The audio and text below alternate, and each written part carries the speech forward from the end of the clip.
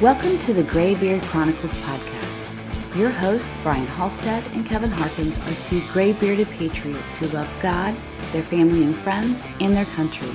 The Graybeards are here to inspire, inform, and educate you on a myriad of topics they are passionate about.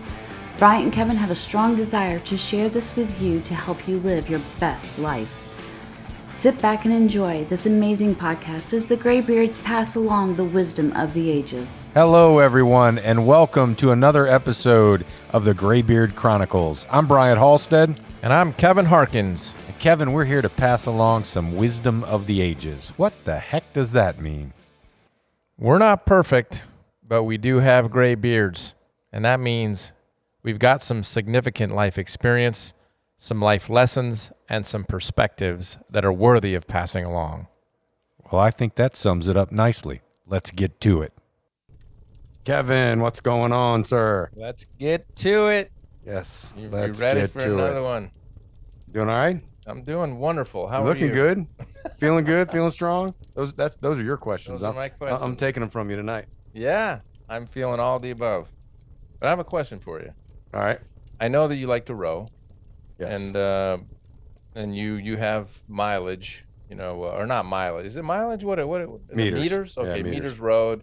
Do you like to ride bikes, like bicycles? I do. Now, I'll say that it's been a long time since I've ridden, done any cycling, bicycling, I'll say. Okay. But yeah, I was ate up with that for a long time, many years ago. That was your thing, huh? That was one of my things. How about swimming? Like to swim? Yeah, I did the triathlon thing for a little while. You did. Yeah, I know. I don't look like I have the physique of a triathlete, but I did. I'm gonna have to pull that thread sometime. I'll show you some pictures, man. I got some Speedo pictures for you, buddy. Oh no, I'm good. I don't need to see those. I don't need to see that. I'll believe you. Wow, that's pretty neat. I did not know that about you. Huh. Yeah. All right. I mean, full blown, the big full Monty triathlon. Oh no, I did the little sprint triathlons. Okay. I think they're actually the Olympic distance ones that are I forget what they were, but it ends in a 6K. No, is it? I don't know. Okay. Yeah, whatever. It was too long. I didn't like running anyways. I just like cycling and swimming. Well, I think that many in our listening audience are about to be blown away because the gentleman that we have on tonight, David Richman is his name, and you talk about doing some things that are physically, humanly extraordinary is probably a way to say it. When I started reading the stats about who he was and what he's done and the transformation that he's actually had play out in his life, I thought, this is a guy we got to talk to. Let me tell you a little bit about him. David, by the way, we're thrilled to have you. I'm just going to take a minute and let our listening audience know who you are, and then we'll just dig in. David is an award-winning author, motivational speaker, trainer, consultant, and I like this phrase, a transformational expert. That's exactly what we want on this podcast. One of his taglines is inspiring deeper human connection through life-changing stories. That is interesting too, because we all know the power of stories, and so I look forward to learning more about that. And here's another line that I took from his bio. Teach us how to get more out of ourselves than we ever imagined. It reminds me of a Thomas Edison quote, which I love, and that was that if we did the things that we were capable of, we would literally astound ourselves. Yep. And that's what your story, David, reminded me of. Some of the things he's done in the last 15 years, over 50 triathlons, including 15 Ironman-distance travel. Those are the big ones, yeah. So that's one a year for the big ones, and then I don't know. That's incredible. And then 3 or 4 more of the small ones, all in 1 year. So that's pretty incredible. More than 50 runs longer than marathon distance. Several 24-hour runs. I don't even know how you do that, honestly. 85-mile run in Mexico during the summer. 4 consecutive marathons. This is at one running, right? So you ran for 104 miles. Whew. And on and on and on. And the book's award-winning author. The books, he's written 2 of them. Might be working on a third. I'm sure he'll tell us about that. Winning in the Middle of the Pack was his first one. and is about to, or maybe I'm a little ahead of myself on that. Cycle of Lives. Has that come out yet, David? It It has. has. Okay. All right. Well, anyway, I'm gonna thank you. Wonderful to have you here, and I know people probably already sort of drawn in by what we've said, but here's a very simple question: where do you get your energy and drive? Why don't we start there? Yeah. Geez, you know, part of it is built into my DNA, Okay. um, from being a little kid. I'm telling you, I know that it shouldn't drive me still, but I'll never forget. I had a very angry, mean mother. I remember one time, I might have been like 8 or 9 or something, and I'm laying on the couch, probably eating some Oreos or something, watching some TV, black and white TV back then, of course. And she was in a bad mood, and she walked by me and she said, "You know, you're gonna grow up to be some fat, lazy guy on the couch drinking beer while everybody else is doing stuff in life." And I think that's part of it. I think the Okay. drive is like, I don't want to be that fat, lazy guy on the couch drinking a 6 pack and missing what I could do. Um, but part of it is just a drive to learn. And I feel like you got to go out and do stuff so you can learn rather than not. And so I kind of have a quest for learning, so I want to keep doing stuff because every time I do something, I learn. You bet. And Uh, did you? Oh, go ahead. Yeah, I was Brian. gonna say I love that because so many people, you hear stories of folks that have realized in their life that they are in the sad set of circumstances that they're in because they let an experience like what you just described control them, and you flipped it, right? You let it motivate you to do something different. Yeah, yes, not until my late 30s though. I Okay. probably have 15 of those points that really made an impression on my psyche, right? Like 15, 20 different like major traumatic circumstances, or that became traumatic because it just never left my brain. And it wasn't until my late 30s that I actually said, "Oh, geez, man, you got to start looking in the mirror," you know? So, um, what drives you? I don't know. Some of the things that have driven me have been positive, and some of them have been out of fear, or some of them have been out of, embarrassment or whatever. But it took until my late 30s before I really proactively said, "What can I learn by doing things on purpose?" You know? Yeah, Okay. yeah. I don't think we actually fully. Well, yeah, it might even be longer than that, but like, your late 30s or at least somewhere in your 30s before you start, at least for me, before I actually, started getting shit. Yeah. And Start growing up. You yeah, bet. I think that's true for a lot. I mean, there's some extraordinary younger people who figured out earlier, but most don't, especially mm, guys. Guys, I think you're into your 40s before you really start figuring out who you are and Hmm. honestly what you want to do. It doesn't mean you haven't done something that right. hasn't made a big impression in your life and perhaps even on the world. But I don't know. It just takes a while. It takes a while to figure out who you are. I agree with you, Kevin, because I've run into a lot of people who I can identify with that.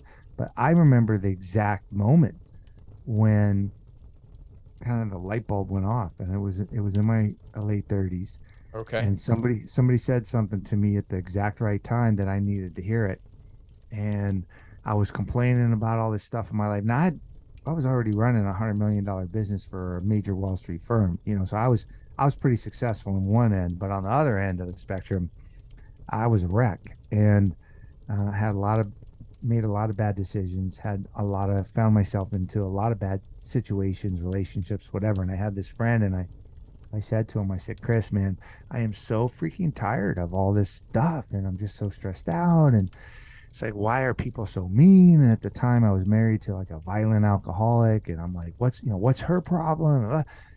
And he finally said, "Dude, I have been listening to you for like 4 years now, complaining about everything else." He says, "Why don't you look in the mirror? Because what I see is a guy who finds all these wild dogs and, problems, all these problems, all these wild dogs, and then you take it home and you clean it up and you feed it, and then you try to pet it and it bites you. And then you wonder, like, why did it bite you?"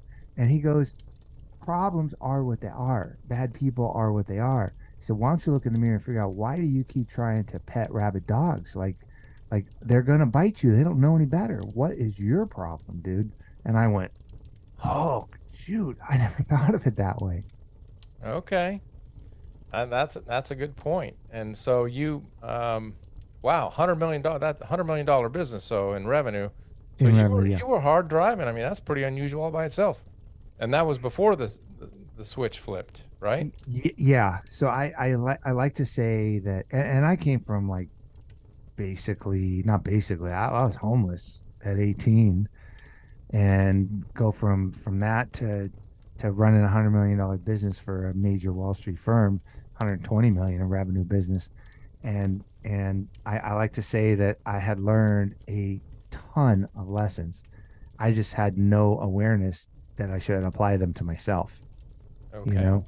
And so, like what you guys just said earlier is like, even if you've accomplished something, you kind of just don't get it until later. Right.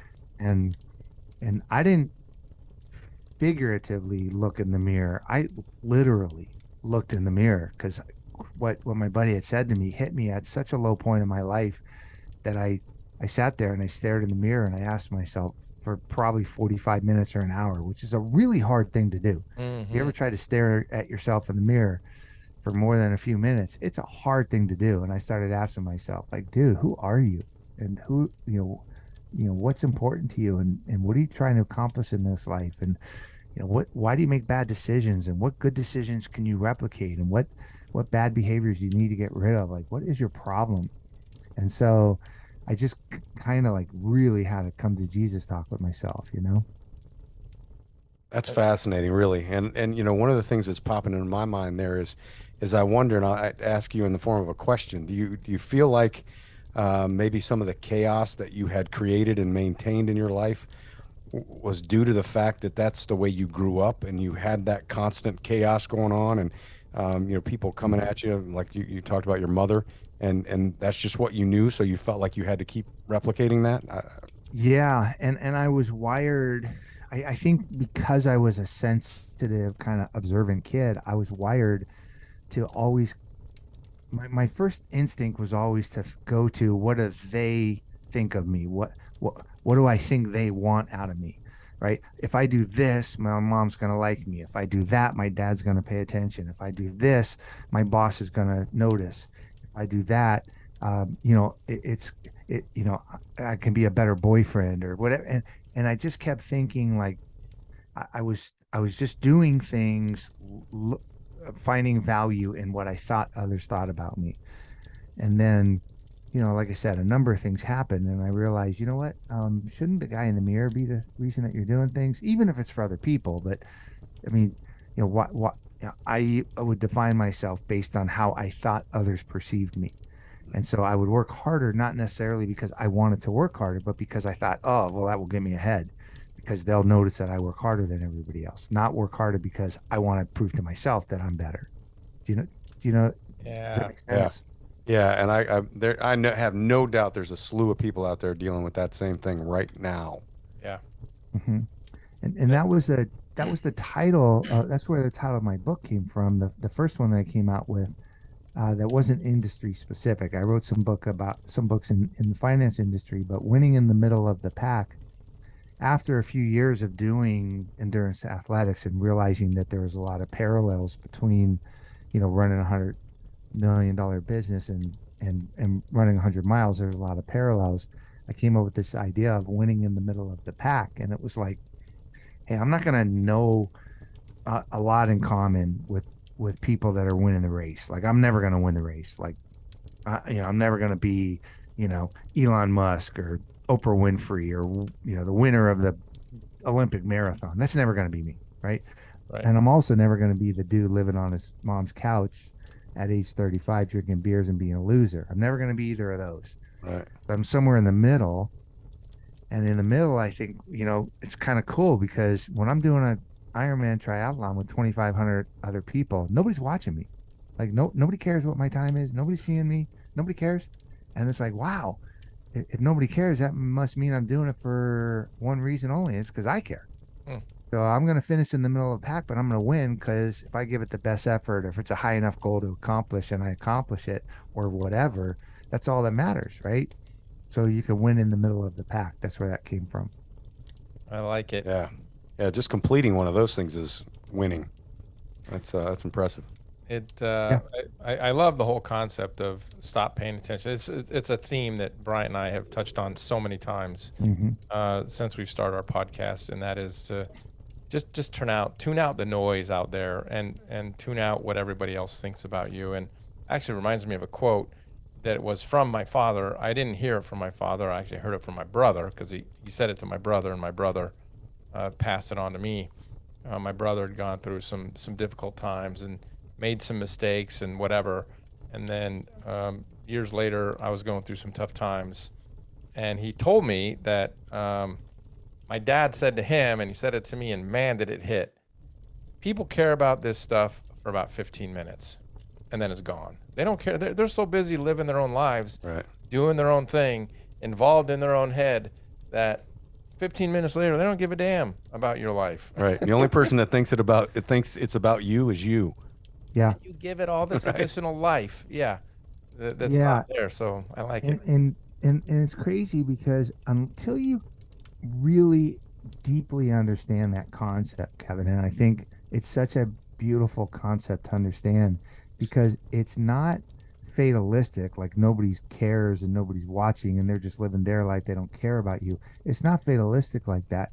It's kind of wonderful and optimistic and empowering to you to be able to live your best life and relish in the fact that they're just living their lives. Like don't worry, man. Like they don't even have time for their own problems. They certainly don't have time for yours, right?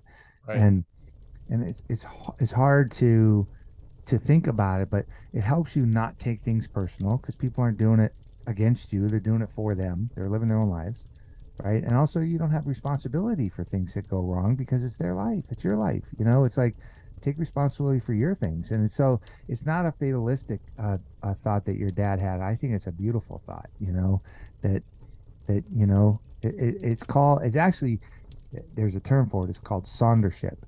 And there's a word in English language called sonder, and sonder is innate understanding that everybody else is a passerby in your life, and you're a passerby in everybody else's life, and that is it's a phenomenal way to keep it in the back of your head. Empowering. It's an empowering thought. Yeah, it is. Sondership. I've not heard that before. How do you spell it? Sonder. Gotcha. Sonder. Sonder. We'll Definitely have to check that out. Yeah. Yeah. So a thought occurred to me, and I'd like to see what you have to say about it, because I think some people, particularly those who have, very competitive natures about them, will hear that phrase, winning in the middle of the pack. Well, if I'm in the middle of the pack, I'm just average. I'm just mediocre. And should I be proud of that? Should I be okay with that? And again, what you're doing by calling yourself average is you're comparing yourself to everything that's going on around you. And anyway, how would you address that? Yeah, it's a great concept. It's a great thought. Like, for example, if you wanted to, I don't know, you've never been athletic in your life, and you said, what the hell, I'm going to go do something completely ridiculous. I'm going to go sign up for the, Chicago Marathon and go run a marathon. Okay. There's no doubt you're not going to win. Right. There's no doubt there's no way you're going to finish in the top 75%. You've never done a marathon before. You probably can't train as much because you got a wife and husband or kids and a career and whatever, but you just want to get it done. Okay. Is there anything that's mediocre if you put in the training and you commit to that kind of a goal and you accomplish something that you can look in the mirror and go, I mean, seriously, dude, look what you accomplished. Yeah. But granted, average, yeah, maybe you finished near last. What does it matter? The thing is you won. You set this ridiculously high goal. Now, look, if you set a goal to say, in the next 3 years, I want to be able to run around the block, then I would go, yeah, maybe you're not understanding the concept that much. Right. Winning is setting a very meaningful goal and accomplishing it, or doing your best to accomplish it, and doing it because it's what you want to do, and doing it because you're going to end up being the one that's proud. And even if it's for other people, let's say you want to start a nonprofit or something. Let's say you want to feed 1,000 people at a soup kitchen, or whatever it is, right? It's got to be a meaningful goal. And if you are able to accomplish it or give it everything you can to try to accomplish it, how is that not winning? Yeah. No, it is winning. And it's also, I think it's a matter of perspective, right? So it's how you're looking at that because using your marathon example, what's the percentage of we'll just use the American population that has ever run a marathon?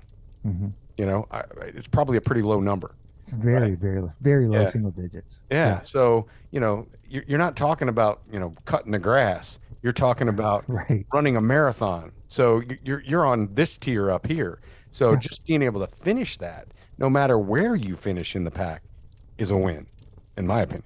Yeah, let me can I give you a real life example of this? So I got hooked onto this thing of, did I set my goal high enough? Okay. So I stopped smoking. I said I'm going to lose some weight, and I go, okay, I'd love to be able to run a mile. And when I ran a mile, I go, I should be able to do a 5K. A couple weeks later, I did a 5K, and then about a month later, I did a 10K, which is 6.2 miles. That's what the end. That's what's at the end of an Olympic. Yeah, I thought about that Yeah, after yeah, Kevin yeah. asked the question. Yep. And then I said, well, maybe I could do a half Ironman. Maybe I can do an Ironman. And then I go, what would be really cool? What if you just one day rolled out of the rack and said, today is the day I'm going to run a marathon? And I did that. No training, no whatever that day. And then I go, well, it's not a high enough goal. What if you rolled out of the rack one day and just said, today is the day I'm going to go run 50 miles? Like, wouldn't that be stupid to be able to be that much in shape? So I rolled out of the rack one day and I ran 50 miles. And I'm like, what's the limit? Like, how cool is it that you could kind of always set these higher goals? And if I look at a dude who is 38 years old, smoker, overweight, just escaped a violent marriage, asking himself questions like, who are you? I never would have thought I was a dude that could roll out of the rack and run 50 miles, right? And it wasn't anybody else's goal for me. Nobody else cared. When I did run that 50-mile race the day after I signed up for it, I probably finished in the bottom 10%. But I also didn't even train. I just got up that day and said, I'm going to go do this. So I call that winning, you know? You betcha. Oh, yeah. You can't call that anything else, in my opinion. Yeah, That's outstanding. it's not exactly the same, but so now I'm taking this whole concept and applying it in a business or in a team, and living out there in California, I'm sure especially as an athlete, John Wooden, who I'm sorry, I'm going to do this again, Brian. I always bring him in. I love John Wooden, and It never gets old. it never gets old because so many principles in his life are timeless. But 10 national championships in 12 years, 7 in a row at UCLA. Just an amazing, amazing man who brought a system and perfected it, not overnight. Took him 15 years before they even started really winning. But here's the thing that he said, and somehow what you said, David, reminded me of it. Some of the most valuable players of his teams were like the 7th man, the 8th man. They didn't get a lot of playing time. They got into games every once in a while, but if they were going to continue to be the best team that they could be, he had to play the starters, and the starters would start. And the other guys would come in and give him a breather here and there every once in a while. But he talked about that 7th man and that 8th man in such high regard because they were working so hard in practice that they made the starters better and better and better.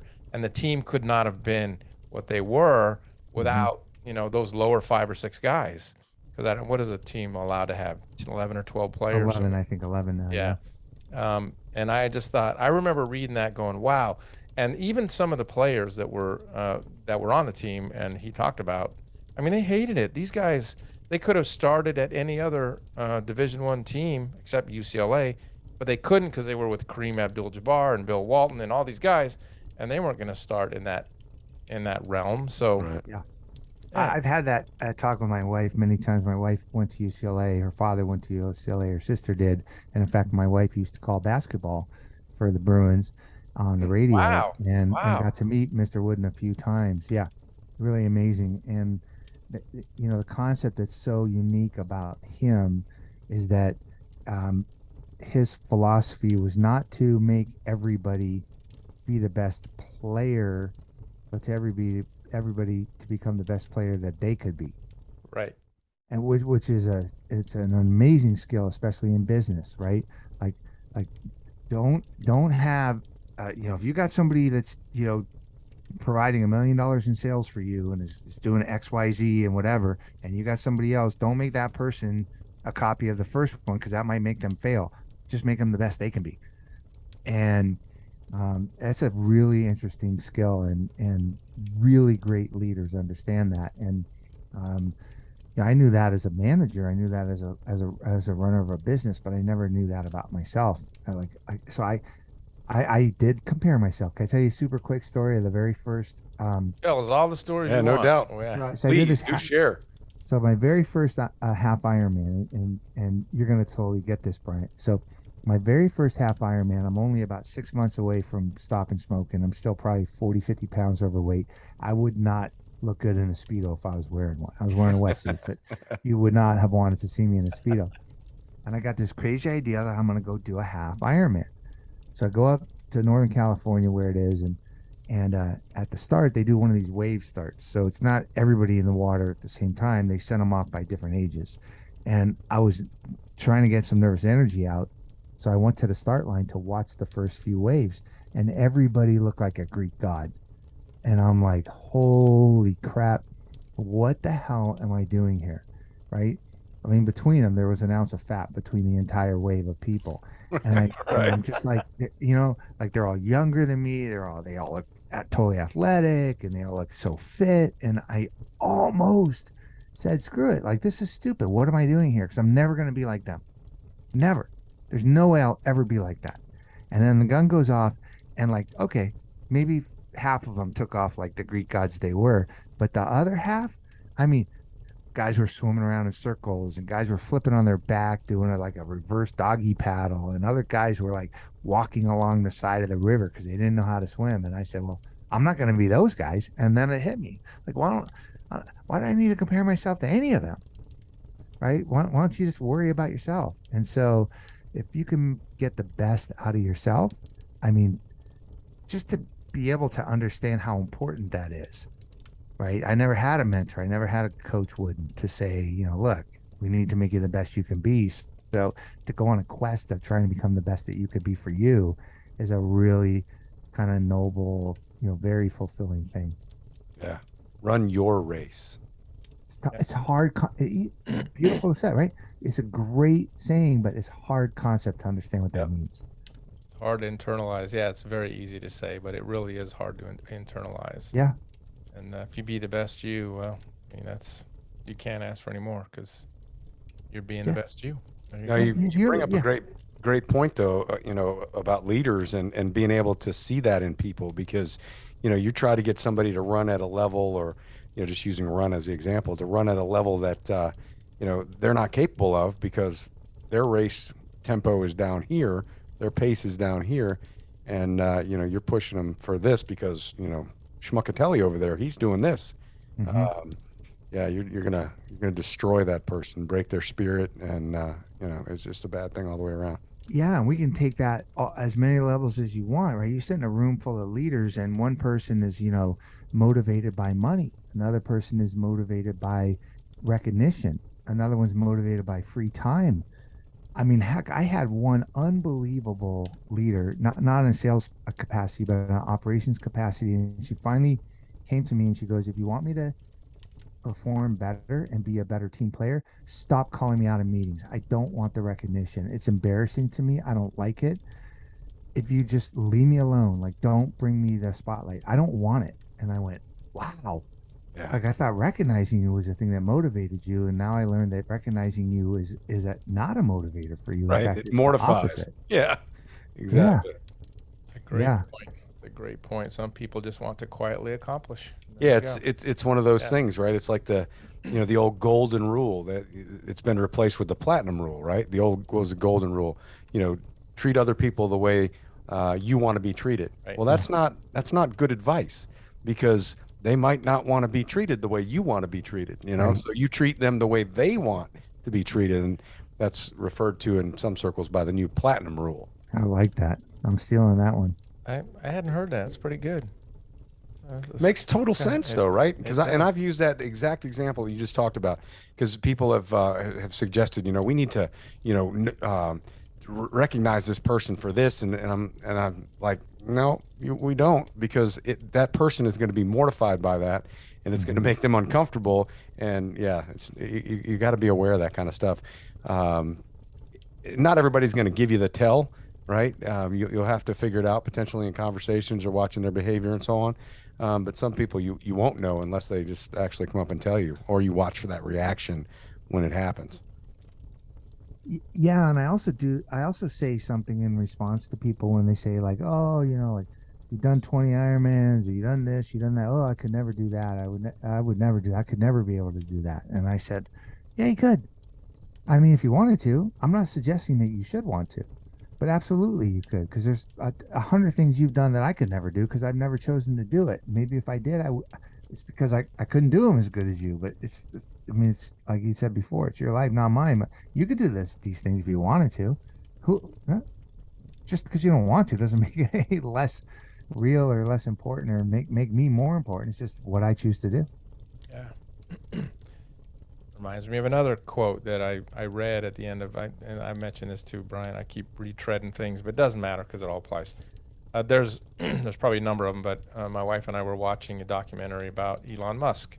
This has probably been 2 or 3 months ago, and really interesting. And if you've read about him and kind of the story of his life so far, there were many times where he was right on the edge of disaster. His business was ready to go bankrupt. He was going to friends and family, basically on his knees, begging for money, saying, I just need a little bit more. I just gotta. But here was the quote, and it was simply, "Remarkable things happen if you just keep going." That's how the film ends. And this whole idea of getting out of bed and running, you decide you're gonna, and then the next day a little bit, and then a month later to run a half marathon, and 2 months later to run 50 miles. If you just keep going, all of a sudden you start surprising yourself over and over and over again. And you also realize that many of the things that you thought were obstacles, that there's no way you can overcome them, all of a sudden they're behind you. They're in your wake. And you realized, not only did I do it, but I'm well beyond that. So that's a great thought. Well, also what you can learn about yourself, guys, because people that get to a certain age think they know everything. And, I'm going to be everything that I ever thought I could be, or this is the way it is because my life has already shown me that it's this way, so I'm never going to change. Or, people get very close-minded the older they get. And I never really understood that. And the thing that has driven me a lot since my foray into endurance athletics was one of the first events that I did was an 87-mile rollerblade race in Athens, in Georgia, from Athens to Atlanta, Georgia. First of all, I had no business being on rollerblades. I'm not coordinated. Second thing, 87 miles is a long way. But if you don't know how far it is, go do it on rollerblades. You'll understand how far it is. It's just stupid far. Do 1 mile. Right. I've done it on a bicycle, and I know how far it is. Rollerblades. That's a. It's just stupid. Yeah. So about 30 miles in, I start heading up this hill, and I hit the wall. Like, I'm done. It was 80s degrees out, 80% humidity. I'm dripping white sweat because it's so salty. My legs are frozen. I'm done. I'm completely 100% toast. And I'm leaning over on my knees. I'm sweating all over the black asphalt. And a thought comes to me, and I go, look, dude, you got two choices. You're at the point in your life where you can go home and be all happy with everything you already know. You hit every limit that you could ever imagine. You tried it, and you hit every limit. You go home and you go, okay, I know everything, and then frame your life that way. Or just figure out a way to go one step beyond that line of sweat. And if you can figure that out, you're going to learn something, right? And then if you go another step, you're going to learn, and another step, you're going to learn, and another step. And finally, close to 6 hours later, I made it to the finish line. And I tell people, I go, I still have yet to process all the stuff I learned, right? And so that's kind of what drives me, is this idea that I don't know everything, and I don't know everything about myself or the world or how I interact with the world. Every situation is a way to learn. Every situation is a way to find something new. And I just think we get to the point where we don't we don't want to put ourselves in an uncomfortable position to learn because we already know everything. Mm. And Yeah. so, Kevin, what have you said recently? The older we get, the more we realize, what we don't know. Right. The less we know, the older I Yep. get, the less I know. Yeah. And I don't yeah, mean that I'm forgetting things. I mean that I realize how much I don't know. Yep. but we all know people who are the way they are, and they go, well, you know what? That's just the way I am. Or, Oh yeah. you can't have a conversation with them Yeah. or a debate with them because they already know everything. They already come with all the answers, Yeah. right? Yeah. You said something earlier about, the way people will basically declare things. I'm never going to be able to do this. I'm never going to. You're right. For as long as you have that conversation, Mm-hmm. in your head and especially externally to other people, you're right. You're never going to be able to. You got to shift your mindset, start telling a different story.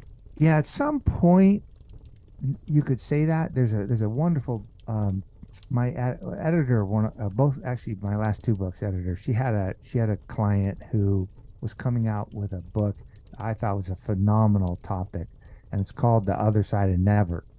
Mm. And it was this woman who's a psychologist, and her husband found out that they were never going to be able to have kids. So what do you do when you reach the other side of never? Yeah. Right? I love that concept because at some point we all are going to hit a time when we could never do X. Okay. But Very- until that time comes, like don't already look for it.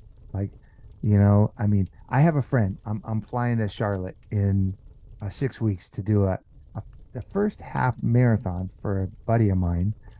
He turned 70 this year, and he goes, yeah, I never ran under 8 minutes for a mile, and I want to go train for that. And when he did, he finished it in 7:36, and he goes, I'd like to run a half marathon. I've never run a half marathon.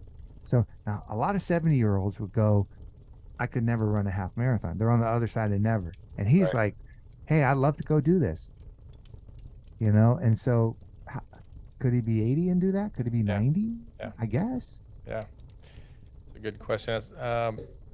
Is your body starting to wear out in any way, or are you good? You personally? I know everybody has their journeys, but Yeah, I'm pretty good. I would say okay. the only thing, because I've been doing endurance athletics now for 20 years, and I've done some crazy things. I did a 5,000-mile bike ride just a few years ago, and I still do half Ironmans. I'm going to do the Hawaii World Championship Ironman next year.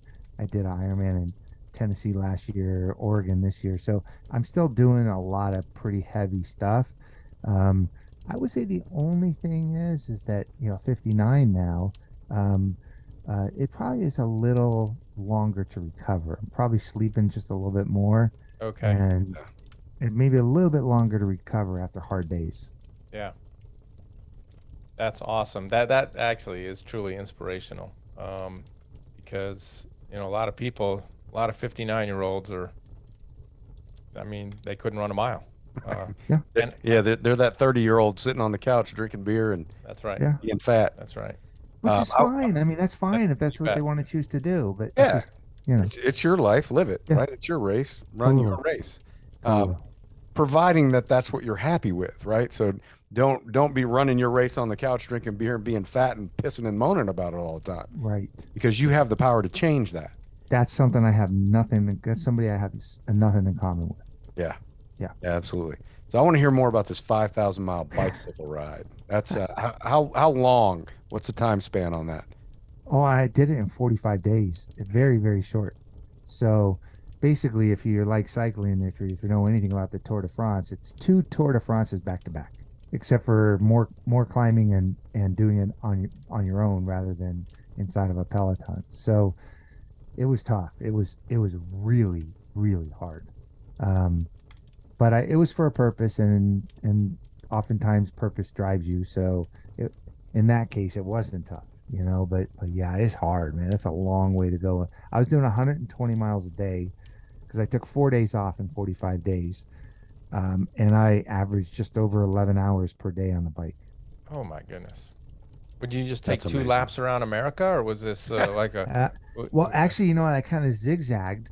Okay. I did. I started in California, so Los Angeles, went down to San Diego, then zigzagged my way up to Albuquerque, and then into Texas from Post, Texas, in the northwest part. Then I zigzagged my way up and down Texas, and then across the Panhandle of Florida, and then down to Tampa, across and over to Orlando, and then I zigzagged my way up to New York City. So not quite one full lap, maybe Right. close to half a lap, but I Right. was zigzagging because what I did actually is I embarked on the bike ride to meet the people in the book that I was writing.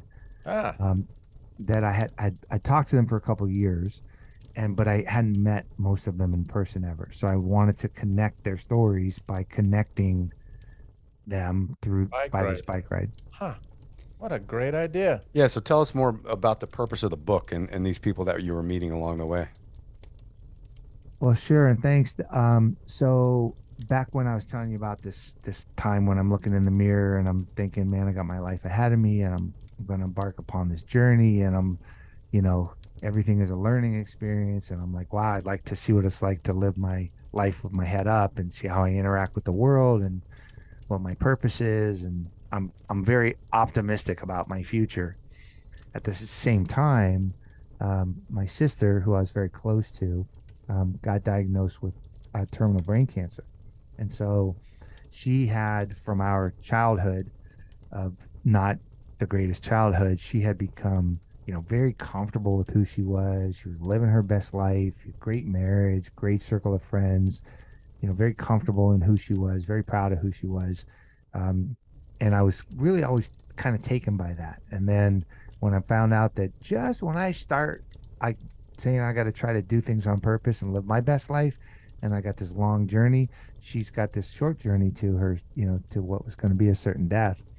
And so her and I had a ton of different talks, and we talked kind of about everything. Now, maybe not, we didn't talk about everything that she could have talked to everybody about, but between a brother and a sister, we talked about a lot of things. And I noticed, guys, that when it came to trauma, whether it be the trauma of cancer, or suicide, or whatever, that people were pretty good about dealing with the tasks around the trauma. Mm-hmm. Like with cancer, how do I get my kids seen when I'm getting chemo? How do I navigate the healthcare system? How do I eat better? Right? All these things they're good at. But when it comes to the emotional side of it, people weren't able to talk about it. And it didn't matter if they were doctors, patients, loved ones, very, very close family members that, were close in so many different ways. But when it came to the emotional facets of the trauma, it's like zip. Like what, I don't know what the hell to say. Like I don't want to embarrass myself, or I'm ashamed, or I don't want, I feel guilty because I'm bringing others down, or whatever. There's a million limiters to us connecting in a really deep, authentic way, and I was really struck by that. So I said, what can we do to try to learn? And I feel like I learn through stories. I feel like we're all connected by stories. um, I mean, if you're walking by a stranger or a semi-stranger who says, hey, I've got some information for you, you're going to keep running. Like, get the hell away, I got no time. Or if somebody says, hey, I want to sell you something, you're like, I'm running for the hills. But if somebody goes, hey, you got a second, Brian, I got a story for you, you're always like, oh, you got a story? Sure. Yeah. All right. What's your story? So we always lean into stories. So I wanted to bring really evocative, inspiring, really, emotionally diverse stories about how people were able to or unable to navigate the emotional side of their trauma, and get super crazy deep into their stories and expose those to the readers, so that the readers might be empowered to be able to have these harder conversations with the people in their lives about the emotional side of trauma. And there you go. And so Long that, answer. yeah. Sorry. And that's Cycle of Lives. Is that what that That's is? Cycle of Lives. So Okay. Cycle of Lives, um, 15 people's stories, 5,000 miles, and a journey through the emotional chaos of cancer. Yeah. Wow. That's a labor of love right there. Yeah. That's what that is for sure. Yeah. Um, There were two words that you used that I just wanted to ask you to go a little bit deeper into. One was journey, and the other was purpose. Mm-hmm. So I this is fairly fairly new for me. When I say new, I mean within the last couple of years of my life. Uh, I believe now to the core of my being that that life is a journey, and the journey is way more important than any destination that you ever show up at. And so going through, waking up every day, being in the moment, thinking about who you are, who your family and loved ones are, and being present and being there, that it's those daily sort of collection of events that lead to the journey that you're on, and taking the time to appreciate and care for that is one thing. And yes, you will arrive at some really cool places, but if you're passing up today looking for tomorrow, boy, that's not a good way to live. And I know I personally did that for a long time. So that's thing number one that I'd like to comment on too. And Mm-hmm. purpose. I know that you've talked about purpose. It's on your website, the importance of purpose and how that drives you. Could you please comment on those two things? Well, sure, and I appreciate those thoughts because it takes a long time and a special kind of wisdom to understand what you just said, right? And a lot of that's through experience, or sometimes it's just you see what other people go through at a really deep level, and it inspires you to kind of reframe the way you think, you know? And so this life is a journey. I'll never forget. I was interviewing a woman named Patricia in the book, and when I first started talking to her, Patricia, I said, I know a little bit about your story, whatever. And I go, like, kind of like, what's your mantra? Like, how are you wired? And like, what makes you get through each day? And she goes, well, David, I just, I get up out of bed, put my feet on the ground, I make my bed, and I go about my day. She goes, sometimes I have to fall right back in bed. Other times I just keep walking and I just see where it takes me. And I kind of rolled my eyes and I'm kind of like, well, let me get a yellow sticky out and put that on a mirror and try to repeat it because I'm not getting anything from that. Right. Like, put your feet on the ground and make your bed and go about your day. Like, Right. okay, whoopee, that doesn't help me at all. And this is what we do in life, right? Is we either pay attention or we don't. And Okay. when I talked to her for a couple of years, I found out the true depth of her life's journey, which going backwards was this is a woman who went through 5 different bouts of cancer in her adult life. Okay. I mean, 3 of them were stage 3 or worse cancers, very serious, very different cancers, like literally unbelievable, right? In fact, her oncologist guy said, you've been at my practice longer than I've been at my practice. Like, you're Wow. not supposed to be living this long. But that's not her story. Right? Her story is she got her first cancer very shortly after meeting her husband, and who would become her husband. And I thought her story was really cool about how they were able to navigate the ups and downs of her cancer journey, 5 of them, and even one time a spell that she was during a chemo regimen taking care of her own father who was dying of prostate cancer. And it's like how they were able to navigate this beautiful love story between them that I thought, well, that's super amazing. But then as we got deeper into her story, she didn't meet David, the man she was going to marry, until a few months after she escaped a 4-year, insanely brutal, physically, emotionally, psychologically brutal relationship with somebody who was quite famous. And so she couldn't get any help because nobody would believe her. It was really a dangerous situation. There was that um, Julia Roberts movie where she had to like reinvent herself to escape an abuse. It was like that kind of a thing.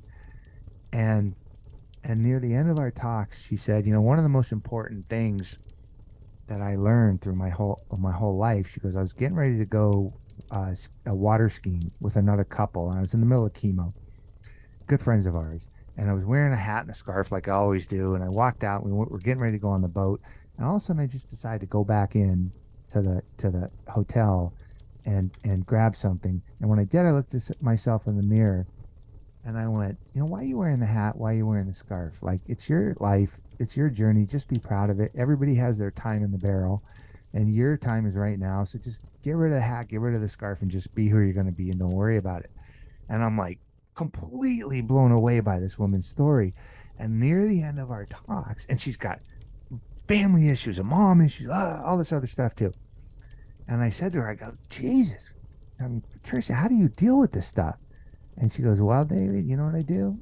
Get up out of bed and put my feet on the ground. There you go. Like, and I'm like bawling in tears going, Right. holy cow. Makes And perfect sense at that point, right?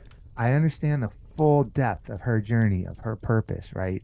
And sometimes she goes, sometimes, David, I was so sick that I made my bed and fell right back into it. And other days I wasn't. She goes, and I could go about my day. And she goes, you know what? We all are on a journey, right? We all have our time in the barrel. And I'm like, wow. So what we can learn from that is not just being told life's a journey, not just being told, find your purpose, but when you hear what other people go through and you go, wow, man, I get it. Like she's not living my life, I'm not living hers, but I can really understand how life is a journey means something when you hear something like that. And so each one of the stories that I brought are super inspirational. They're super evocative. They all have these crazy life lessons that we can learn from that give way true and more depth to what you just said. That purpose and journey. I mean, yeah, I understand the true depth of those where I didn't before. Yeah, it's a great story. Yes, and like you said, inspiring indeed. Yeah, I'm intrigued. Yeah. I'm gonna be grabbing that book now. Yeah. I'll tell you another one super quick, just very quick, because it's how we bring, and it won't be as long, but how we bring like kind of our experience and our thoughts to a closed-mindedness that we can live our lives with, right? I was being referred to a story by a friend who said, man, you got to talk to this couple. And I go, why? And she said, well, they've been married for 25 years. They had 6 kids. They've made it through the death of one of their children, who 18 months old, and died tragically, to live their best life. And they're very successful and very involved in the community. And she was told that she had brain cancer that would probably be terminal. And she had tears of gratitude at hearing the news. And I'm like, shut up. Like, seriously, I can't talk to you. That's the stupidest thing I've ever heard. Like, who could ever be grateful of hearing that news? She goes, just trust me. Give him a call. So I gave him a call. The husband, he said, look, we're going through it right now. We're not in a place to talk. About 18 months later, he called me and he said, okay, I'm in a place to talk. My wife's passed, but I think it's a good story and I think you might want to hear it. So we'll be a part of the project. And I heard it and I came to understand unequivocally, guys, absolutely framed perfectly how this woman was grateful to hear that news. And you couldn't have convinced me beforehand that could have an ounce of truth to it. And now I know it was absolutely true. And the full depth of that. And it makes me just so humbled to know that people are going through things that we have no idea about. And people have gone through things that we have no idea about. And when we have an opportunity to learn from something as silly as be grateful no matter what you hear, or put your feet on the ground, or live with purpose, or whatever, just stop, take a moment, and ask some questions, and try to understand what could I learn from this, because you could learn a lot. I never would have believed I could be grateful for hearing something like that, but now knowing her story, I totally know. All right, so you got to tell us, and I know Kevin mentioned this earlier, but this book and more information about you, where can people get that info? Oh, well, thanks. So one of the things about the book is I had each one of the participants, because I got to know them pretty well, and some of them are still friends, but I had each one pick a cancer organization that they had an affinity towards, and they're listed in the book, listed on the website. So all the proceeds from the book go to support these different organizations. We divide up the money equally. And the book is it's an Audible. I had 15 different professional voiceover actors do each one of the 15 stories, so it's very interesting. And then in between each one of the stories, I talk a little bit about the bike ride and some other people I met along the way, and some stories that were relevant to the messages in the book. So that it's available as an Audible or on Amazon, or you can buy directly on the website, or most bookstores you could walk into and find it. It's called Cycle of Lives. Nice. What do you spend most of your time doing these days? Now that you are kind of where you're at, knocking on 60 years old, where do you, yeah, where are you spending your time? I'm trying to petition the state of California to change my birth certificate. So I like to go back to 40, but Yeah. I'll see if they'll do that because I want to identify as a 40-year-old. But Tell you what, when you figure that out, Right. market that template and sell it to people across the globe. I know, right? Like I mean, hotcakes, yeah. unbelievable. No, I spend my time, my days are in between writing, promoting the different books, um, working out, um, trying to figure out a way to be meaningful and do meaningful stuff every day. So yeah, I'm busy from morning till night, like most people are, right? I don't know too many people that aren't busy from the time they wake up until the time they stop. Right. Right. Absolutely. Well, good. So we heard about the books. Is there anything else you want our audience to know if they wanted to get in touch with you somehow to ask you questions, maybe ask you to help them in some way? What's the best way for Sure. them to do that? Well, so doing the talking about the book and incorporating that in some of the public speaking that I do, motivational speaking I do. I also do a lot of expressive writing workshops. So for trauma organizations, cancer organizations, abuse, that type of stuff, I teach their communities how to engage in expressive writing because it could be very, very healing. It's Wow. kind of like journaling on steroids, if you want to call Mhm. it that. So I do that. I do some motivational speaking on both transformation and on, some of the lessons learned and that I talked about earlier about kind of the comparisons in business and endurance athletics and how, you know, what you can take from learning, like, like when to push harder, how to set higher goals, those kind of things. And if they want to reach out to me via the website, yeah, it's me or my team will be very, very responsive. What is the website? Oh, it's cycleoflives.org. Okay. There we go. Mhm. Okay. Well, this has been amazing. Yes. It's been a great conversation. Yeah, I want to read these stories. Yeah. I'm on it. Yeah. Yep. And because you're so right about stories and how they just grab people's attention.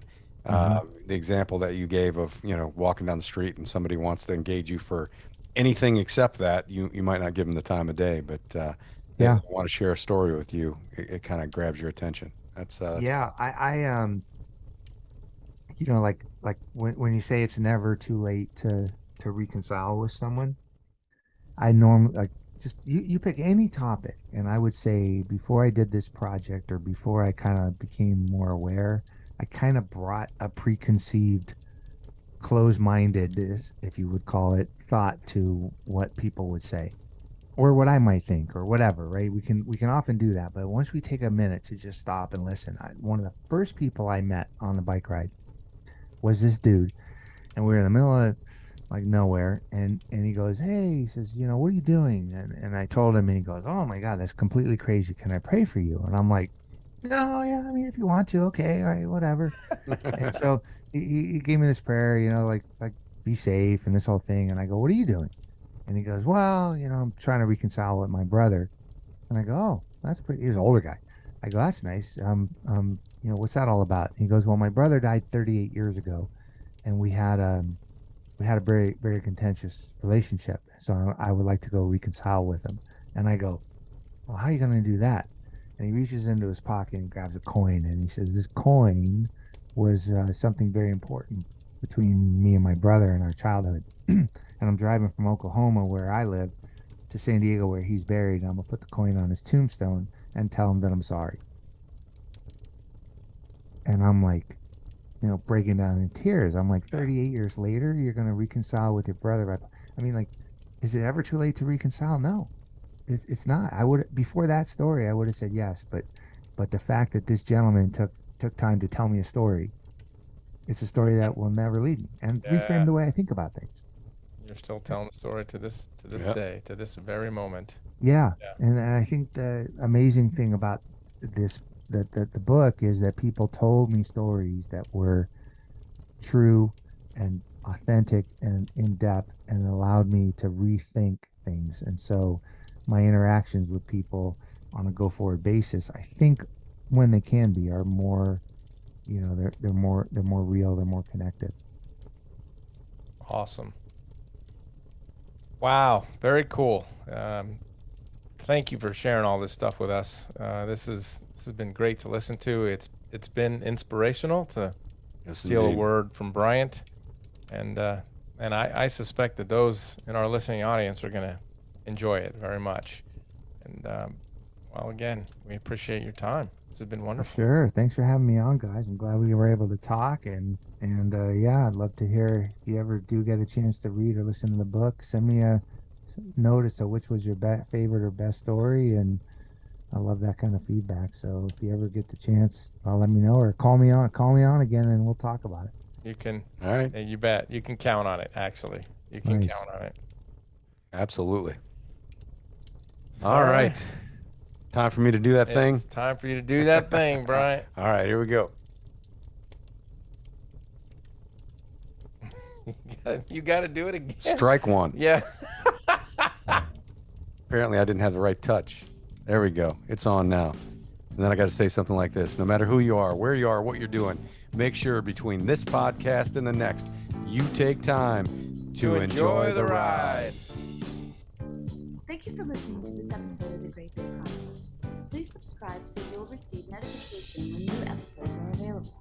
To learn more about the Graybeards, visit their website, graybeardchronicles.com.